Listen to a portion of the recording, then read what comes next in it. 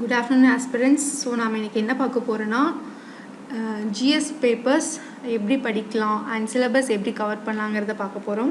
ஒரு அனலைஸ் மாதிரி பார்க்க போறோம்.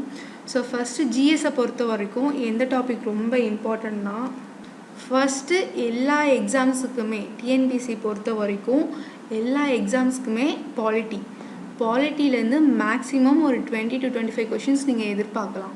பாலிட்டில தான் மேஜர் நம்பர் ஆஃப் क्वेश्चंस வரும். ஸோ நம்ம எப்படி பாலிட்டி படிக்கணும் எல்லாரும் நினைப்பாங்க பாலிட்டி ரொம்ப டஃப்னு சொல்லிட்டு நினைப்பாங்க. பட் அப்படி கிடையாது. ஒன்ஸ் நம்ம பாலிட்டி படிச்சிட்டோன்னா அதோட ஈஸியான சப்ஜெக்ட் எதுவுமே கிடையாது. ஸோ பாலிட்டி நம்ம எப்படி வந்துட்டு அனலைஸ் பண்ணி படிக்கலாங்கிறத பார்க்கலாம். ஃபஸ்ட்டு வந்துட்டு நீங்கள் வந்துட்டு எல்லோரும் சொல்லுவாங்க 6th இருந்து 10th வரைக்கும் இருக்க புக்ஸை படிக்கணும்னு சொல்லுவாங்க. அதாவது எப்படி படிப்பாங்கன்னா சில பேர் 6th புக்கை மட்டும் ஃபஸ்ட்டு 6th முடிக்கலாம், 7th முடிக்கலாம், 8th முடிக்கலாம்னு சொல்லுவாங்க. அப்படி யாருமே படிக்காதீங்க. ஃபர்ஸ்ட் வந்துட்டு ஒரு டாபிக் எடுத்துக்கோங்க. ஃபார் எக்ஸாம்பிள் இப்போ இந்தியன் பாலிட்டியில் ஃபஸ்ட் கான்ஸ்டியூஷன் ஆஃப் இந்தியான்னு எடுத்துக்கோங்க. அதை நீங்கள் எடுக்கும்போது அந்த டாபிக் எந்தெந்த புக்கில் கவர் ஆகுது, எந்தெந்த ஸ்டாண்டர்டில் கவர் ஆகுதுங்கிறத ஃபர்ஸ்ட் நீங்கள் நோட் பண்ணிக்கோங்க. அதை நோட் பண்ணிவிட்டு அதுக்கப்புறம் நீங்கள் படிங்க. அப்படி படித்தா தான் உங்களுக்கு வந்துட்டு சிலபஸ் ஈஸியாக கவர் பண்ண முடியும். மற்றபடி நீங்கள் 6th 7th அப்படி படிச்சிங்கன்னா கண்டிப்பாக சிலபஸ் கவர் பண்ண முடியாது, ஒரு ஃப்ளோ கிடைக்காது. ஸோ அப்படி தான் படிக்கணும். இப்போ இந்தியன் பாலிட்டியில் என்ன கவர் ஆகுதுன்னு பார்க்கலாம். அதாவது கான்ஸ்டியூஷன் ஆஃப் இந்தியானா எப்படி கான்ஸ்டியூஷன் ஃபார்ம் ஆச்சு, அது எப்படி ஃபார்ம் பண்ணாங்க, அதோட அட்வான்டேஜஸ் என்ன, டிஸ்அட்வான்டேஜஸ் என்ன, அதோட ஃபியூச்சர்ஸ் என்னங்கிறத நம்ம பார்ப்போம். அதே மாதிரி யூனியன் ஸ்டேட்ஸ் அண்ட் யூனியன் டெரிட்டரிஸ்னால் என்னென்ன ஆர்டிகல்ஸ் கொண்டு வந்தாங்க, அந்த ஆர்டிகல்ஸ் எது மூலமாக நம்ம வந்துட்டு ஸ்டேட்ஸ் வந்துட்டு செப்பரேட் பண்ணாங்க, யூனியன் டெரிட்டரிஸ் எப்படி செப்பரேட் பண்ணாங்கிறத பார்ப்போம். பாலிட்டியை பொறுத்த வரைக்கும் ஆர்டிக்கல் 1லேருந்து ஆர்டிக்கல் 15 வரைக்கும் ரொம்ப ரொம்ப இம்பார்ட்டன்ட். அது எது வரைக்கும் கவர் ஆகும்னா யூனியன் ஸ்டேட்ஸில் ஆரம்பித்து இந்த directive principles of state policy வரைக்கும் 15 ஆர்டிகல்ஸ் கவர் ஆயிரும். ஸோ இதை நீங்கள் ரொம்ப பார்த்திங்கனாவே உங்களுக்கு ஒரு பாலிட்டியில் நீங்கள் ஒரு 25 கொஷின்ஸ் கேட்குறான்னா நீங்கள் ஒரு 10 கொஷின்ஸ் கண்டிப்பாக போட்டுடலாம். ஓகேவா?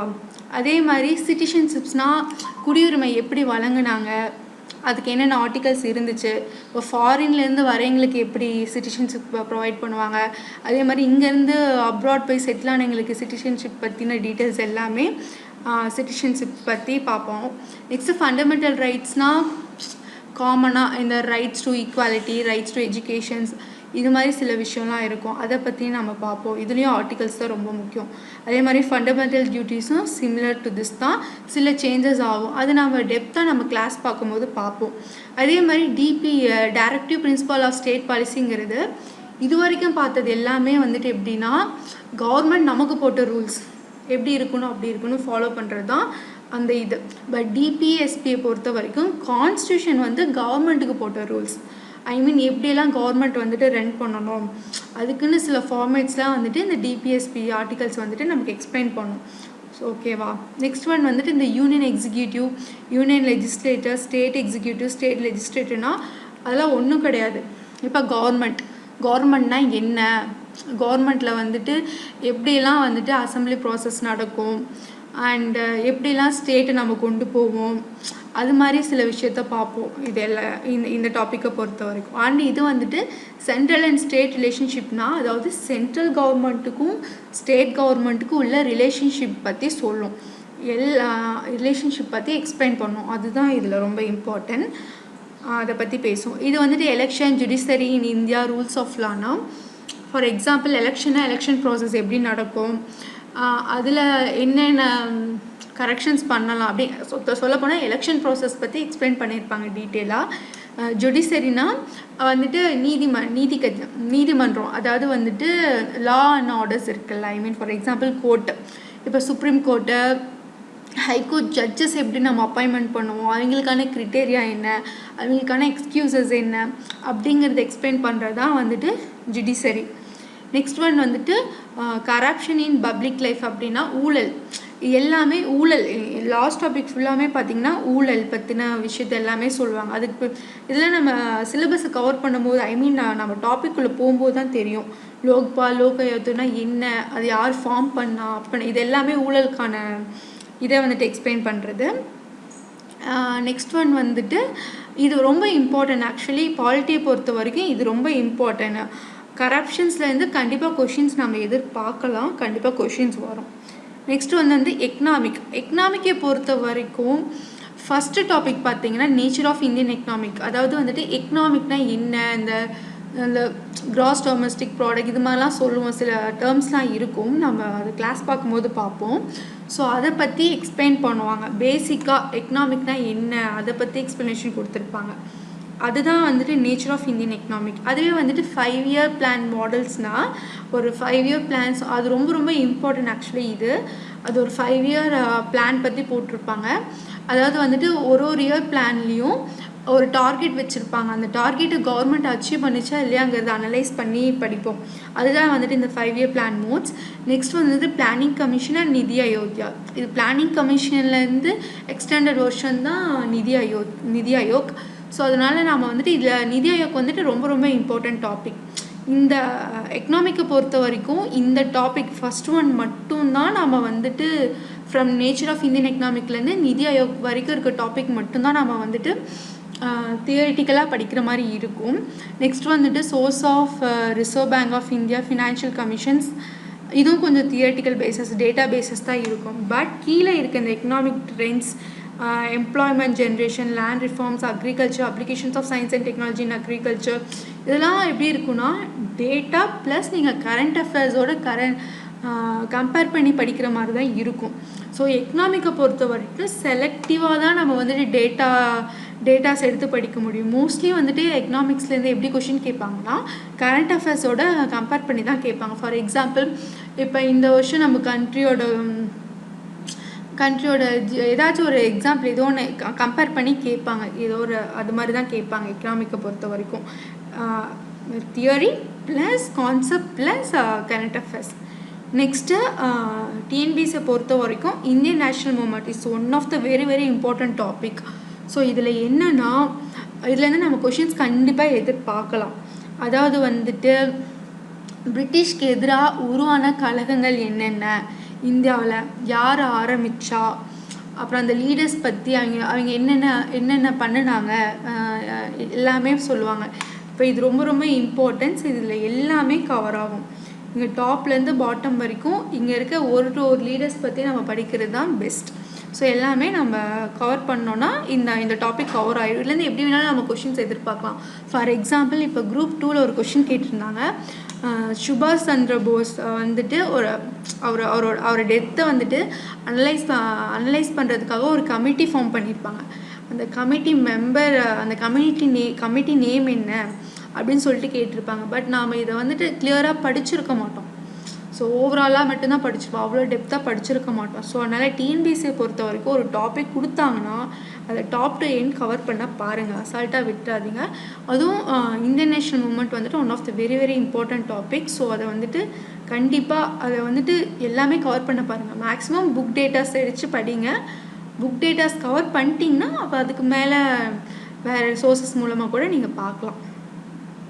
இது வந்து different modes of agitations of Tamil Nadu and movements. இதை பொறுத்த வரைக்கும் தமிழ்நாட்டில் என்னென்ன நடந்துச்சு, என்னென்ன மூமெண்ட்ஸ் நடந்துச்சு அப்படிங்கிறத சொல்கிறது தான் இந்த டாபிக். ஸோ யூனிட் 7 பொறுத்த வரைக்கும் கொஞ்சம் வேகாக இருக்க மாதிரி தான் இருக்கும். பட் கவர் பண்ணால் தான் கொஞ்சம் இந்த டாப்பிக்லேருந்து மார்க்ஸ் ஸ்கோர் பண்ண முடியும்.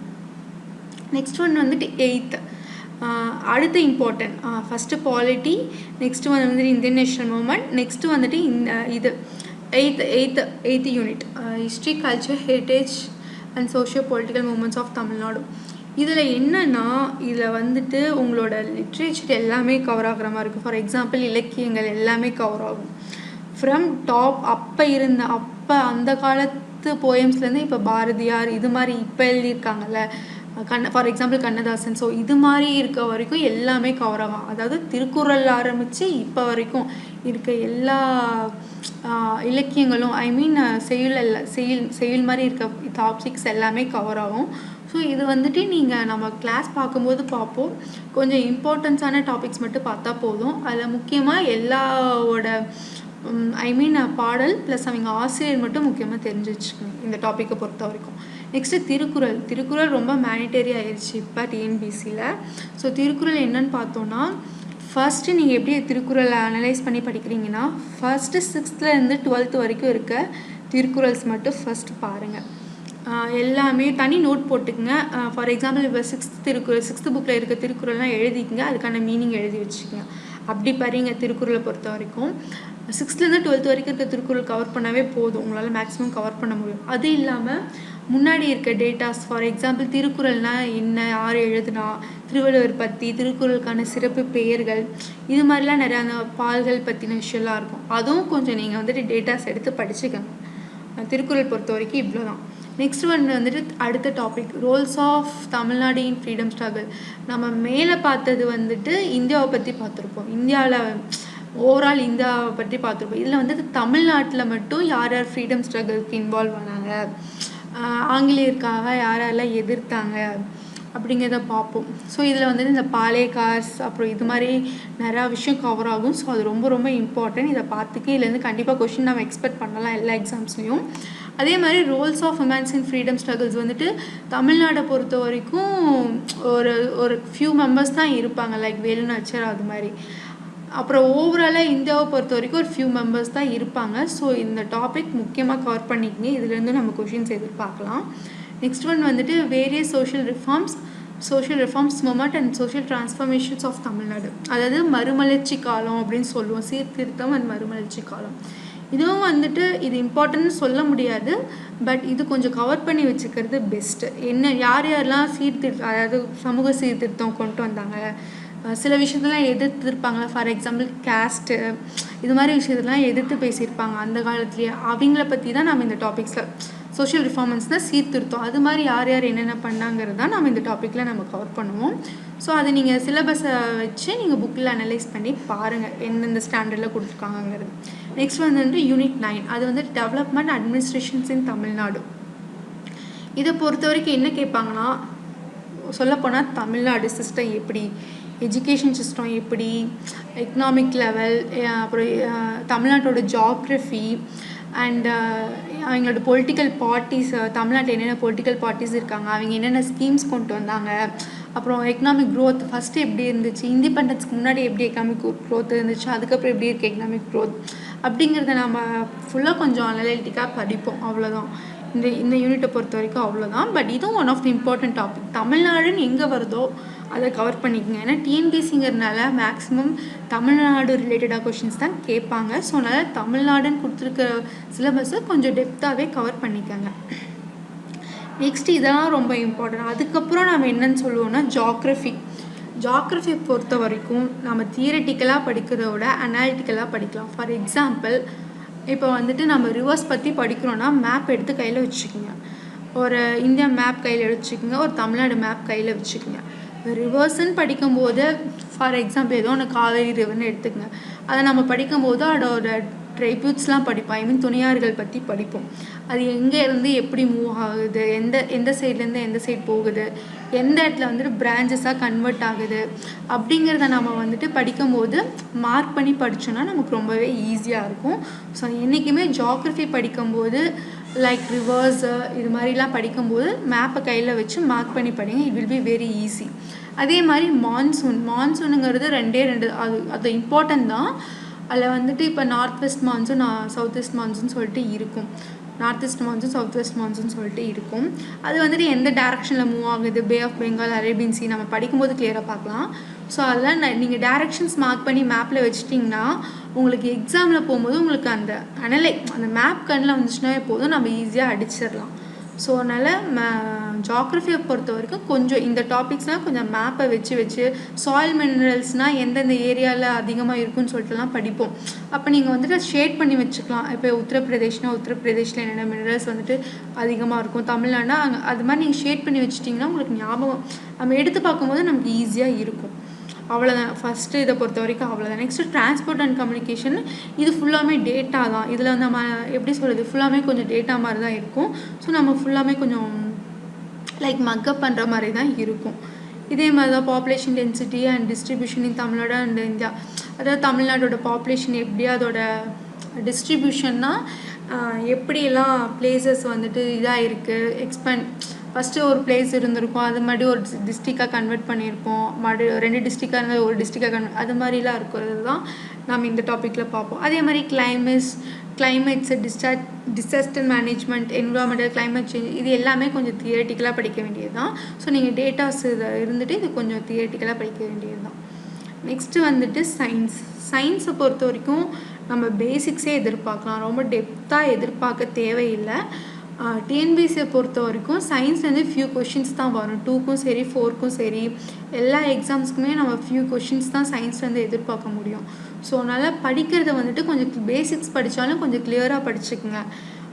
ஃபார் எக்ஸாம்பிள் 6th இருந்து 12th வரைக்கும் பார்த்துக்குங்க. இங்கே ஃபார் எக்ஸாம்பிள் இப்போ லைட்டுன்னு எடுத்துக்கங்க. லைட் வந்துட்டு ஃபஸ்ட்டு லைட்டுங்கிற டாபிக் எந்தெந்த ஸ்டாண்டர்டில் கவர் ஆகுதுன்னு ஃபஸ்ட்டு பாருங்கள். ஃபார் எக்ஸாம்பிள் இப்போ 6th இருக்கா, மறுபடியும் இப்போ 8th இருக்கா அப்படின்னா ஃபஸ்ட்டு 6th நோட் எடுத்து புக் எடுத்து எழுதி நோட்ஸ் எழுதி வச்சுக்கோங்க.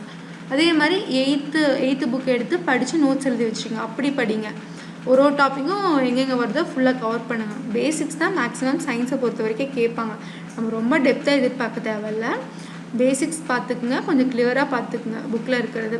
அதே மாதிரி புக்ஸில் நீங்கள் நோட்ஸ் எடுக்கும்போது இந்த டூ யூ நோன்னு சொல்லிட்டு இந்த கீவேர்ட் போட்டு கொடுத்துருப்பாங்க, அது ரொம்ப இம்பார்ட்டன்ட். ஸோ அதை வந்துட்டு பாக்ஸ் போட்டு கொடுத்துருக்கிறத கொஞ்சம் நோட்ஸ் எடுத்து வச்சுக்கோங்க. அப்படி எப்பயுமே எக்ஸாம்ஸை பொறுத்து ஜிஎஸை பொறுத்த வரைக்கும் கரண்ட் அஃபேர்ஸில் வந்துட்டு என்றைக்குமே கொஞ்சம் கிளியராக இருங்க, அப்டேட்டடாக இருந்துகிட்டே இருங்க. எப்பயுமே இப்போ ஃபார் எக்ஸாம்பிள் இப்போ அக்டோபரில் எக்ஸாம் எழுத போகிறீங்கன்னா அக்டோபரை விட்டுருங்க, அதுக்கு முன்னாடியிலேருந்து 5 monthsக்கான கரண்ட் ஈவெண்ட்ஸு கரண்ட் அஃபேர்ஸ் வந்துட்டு நீங்கள் கொஞ்சம் ஸ்ட்ராங்காக இருக்கணும். அப்போ தான் உங்களுக்கு வந்துட்டு கொஞ்சமாச்சு கரண்ட் அஃபேர்ஸ் கொஷின்ஸ்லாம் நம்மளால் அட்டென்ட் பண்ண முடியும். நெக்ஸ்ட் ஒன் வந்துட்டு இது aptitude and mental ability test. இது வந்துட்டு பேசிக்ஸ் தான். இது வந்துட்டு நீங்கள் 6th இருந்து 10th வரைக்கும் இருக்க சிலபஸ் நீங்கள் கவர் பண்ணிங்கனாவே போதும். ஃபார் எக்ஸாம்பிள் சிம்பிளிஃபிகேஷனாக 6th இருந்து 10th வரைக்கும் எங்கெங்கே டாபிக்ஸ் கவர் ஆகுதோ அந்த எக்ஸாம்பிள் சம்ஸு அந்த சம்ஸ் மட்டும் நீங்கள் பார்த்தீங்கன்னாவே போதும். வேறு எதுவும் நீங்கள் ஒன்றும் பெருசு பார்க்க தேவை கிடையாது. இவ்வளோ தான் ஜிஎஸ் பொறுத்த வரைக்கும் இவ்வளோ தான். நீங்கள் ஃபர்ஸ்ட் இம்பார்ட்டன்ட் கொடுக்க வேண்டிய டாபிக் பாலிட்டிக்கு அப்புறம் நெக்ஸ்ட் ஒன் வந்துட்டு இந்தியன் நேஷ்னல் மூவ்மெண்ட், நெக்ஸ்ட் வந்து யூனிட் 8, நெக்ஸ்ட்டு யூனிட் 9. அதை முடிச்சுட்டு போனால் அடுத்த பிளேஸில் இருக்கிறது வந்துட்டு ஜாக்ரஃபி, நெக்ஸ்ட் ஒன் வந்துட்டு சயின்ஸ். அதுக்கப்புறம் கரண்ட் அஃபேர்ஸ் என்றைக்குமே வந்துட்டு எக்ஸாம் இப்போ அக்டோபர்னால் அதுக்கு 6 monthsக்கு முன்னாடி இருக்க கரண்ட் ஈவெண்ட்ஸ் வந்துட்டு கொஞ்சம் தரோவாக இருங்க. பிகாஸ் எக்கனாமிக்ஸை பொறுத்த வரைக்கும் அப்படி தான் கேட்பாங்க, கரண்ட் அஃபேர்ஸோட ரிலேட் பண்ணி தான் கேட்பாங்க எக்கனாமிக்ஸை பொறுத்த வரைக்கும். ஸோ எக்கனாமிக்ஸும் பெருசாக ஒன்றும் பார்க்க தேவையில்லை, அந்த ஃபஸ்ட்டு டாபிக் மட்டும் கொஞ்சம் கிளியராக பார்த்துக்குங்க, அவ்வளோதான். மற்றபடி எதுவும் கிடையாது. ஆப்டிடியூட் வந்துட்டு 6th to 12th 10th வரைக்கும் இருக்கிறத பேசிக்ஸ் மட்டும் இங்கே கொடுத்துருக்க டாபிக்ஸில் இருக்கிறத மட்டும் கவர் ஆகிற மாதிரி பாருங்கள், அவ்வளோதான். தேங்க்யூ.